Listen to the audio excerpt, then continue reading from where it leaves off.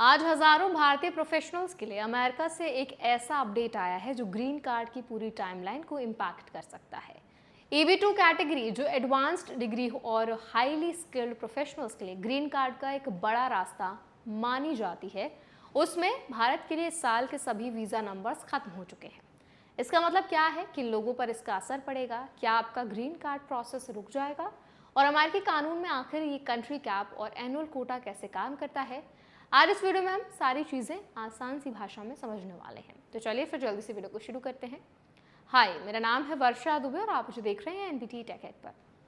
America के department of homeland security यानी DHS ने एक नोटिस जारी करके दुनिया भर के अमेरिकी एम्बेसी और कॉन्सुलेट को निर्देश दिया है कि फिस्कल ईयर 2026 के बाकी बचे समय में भारत के लिए कोई नया EB2 इमिग्रेंट वीज़ा जारी नहीं किया जाएगा। इसकी वजह यह है कि भारत के लिए अवेलेबल सभी EB2 वीज़ा नंबर्स पूरी तरह इस्तेमाल हो चुके हैं। अब इस कैटेगरी में नई वीज़ा इशुएंस तब तक नहीं होंगी जब तक नया फिस्कल ईयर शुरू नहीं हो जाता, जो 1 अक्टूबर 2026 से शुरू होगा। यहाँ सबसे ज़रूरी बात समझने वाली ये है कि कोई स्थायी बदलाव नहीं है ये, और ना ही EB2 प्रोग्राम बंद हुआ है। असल में अमेरिकी इमिग्रेशन सिस्टम हर साल एम्प्लॉयमेंट बेस्ड ग्रीन कार्ड्स के लिए एक निश्चित संख्या तय करता है। इसी एनुअल लिमिट के आधार पर अलग अलग वीज़ा कैटेगरीज में वीज़ा नंबर्स बांटे जाते हैं। जब किसी कैटेगरी का निर्धारित कोटा पूरा हो जाता है तो उस फिस्कल ईयर में नए वीज़ा जारी नहीं किए जा सकते। आप समझते हैं कि EB2 कैटेगरी आखिर है क्या। EB2 उन प्रोफेशनल्स के लिए बनाई गई है जिनके पास एडवांस्ड डिग्री हो या फिर उनके एरिया में exceptional ability. Technology, engineering, health care, research और एकेडमिया जैसे एरियाज में काम करने वाले बहुत से भारतीय इसी कैटेगरी के जरिए ग्रीन कार्ड हासिल करने की कोशिश करते हैं। इसीलिए भारत के लिए EB2 कैटेगरी हमेशा सबसे ज़्यादा मांग वाली कैटेगरीज में शामिल रही है।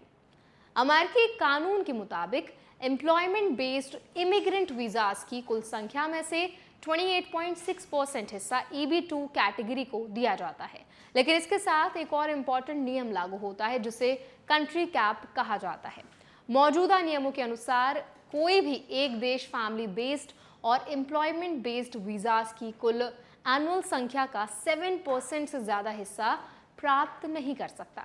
इसी कंट्री लिमिट की वजह से भारत जैसे देशों में वेटिंग टाइम काफ़ी लंबा हो जाता है, क्योंकि एप्लीकेंट्स की संख्या अवेलेबल वीज़ा नंबर से कहीं ज़्यादा होती है। अब सवाल ये है कि जिन लोगों का EB2 प्रोसेस चल रहा है उनके लिए इसका क्या मतलब है।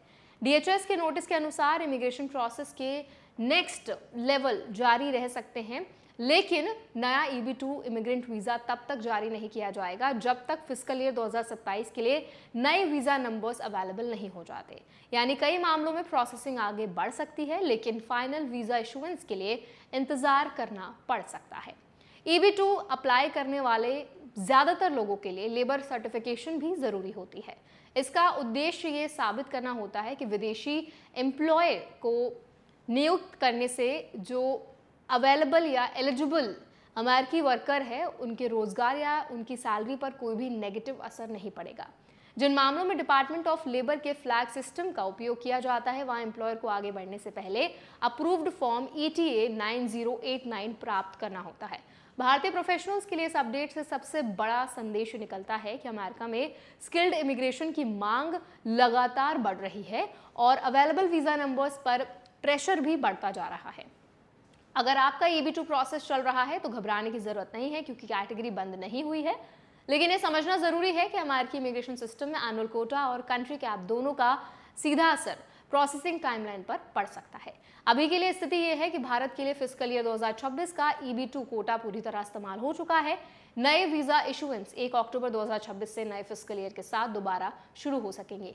इसलिए जिन लोगों की इमिग्रेशन प्लानिंग EB2 कैटेगरी पर आधारित है उनके लिए समय नियमों को समझने, अपने डॉक्यूमेंट्स तैयार रखने और प्रोसेस की प्रोग्रेस पर लगातार नज़र बनाए रखने का है।